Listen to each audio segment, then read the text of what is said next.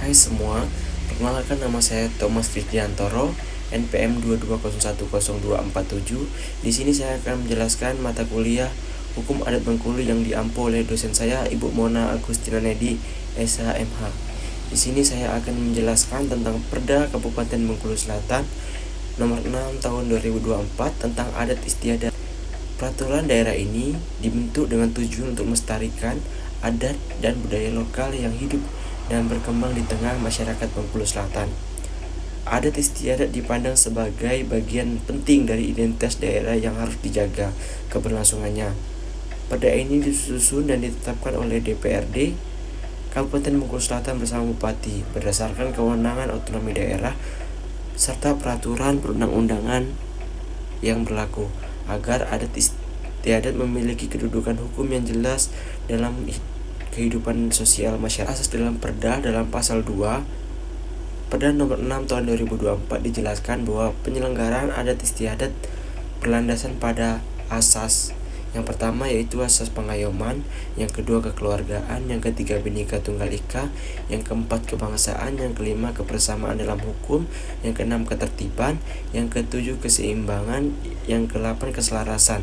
Asas-asas ini menunjukkan bahwa adat istiadat harus dijalankan secara adil, harmonis, dan tidak bertentangan dengan hukum negara. Tujuan pemberlakuan adat selanjutnya dalam pasal 3 dijelaskan tujuan pemberlakuan adat istiadat yaitu yang pertama, meningkatkan partisipasi masyarakat dalam pelestarian adat.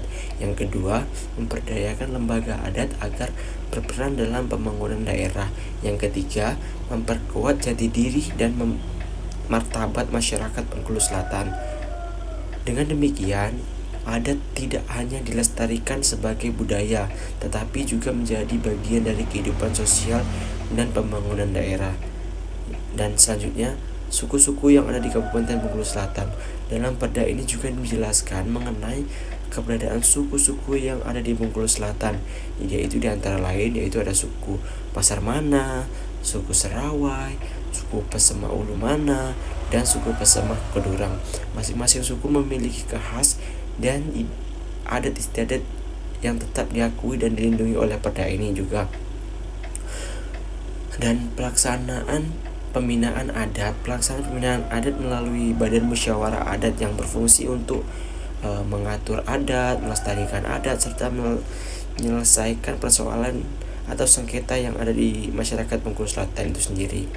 Struktur pembinaan adat dilakukan secara bertingkat, mulai dari tingkat kabupaten, tingkat kecamatan, dan tingkat desa dan kelurahan. Penegakan adat di Bengkulu Selatan dilakukan dengan melibatkan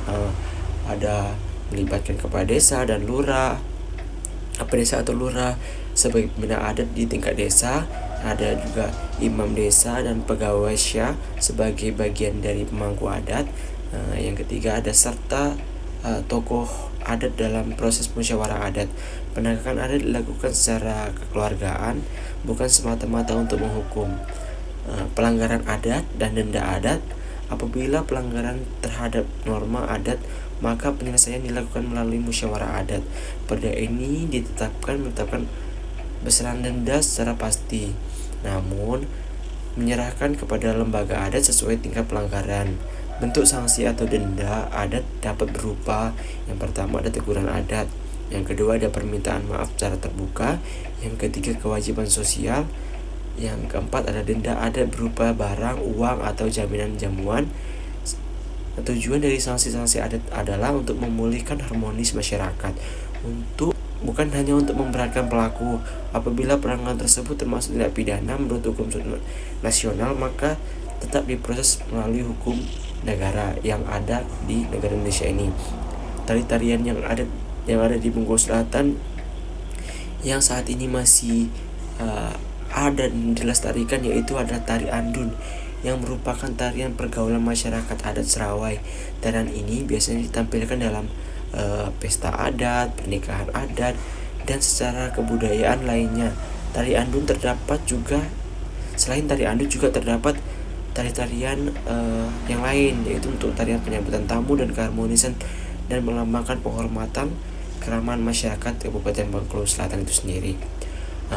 Rumah adat yang ada di Bengkulu Selatan dalam Perda Kabupaten Bengkulu Selatan nomor 6 tahun 2024, rumah yang diakui sebagai bagian dari warisan budaya daerah yang memiliki nilai sejarah sosial dan filosofis.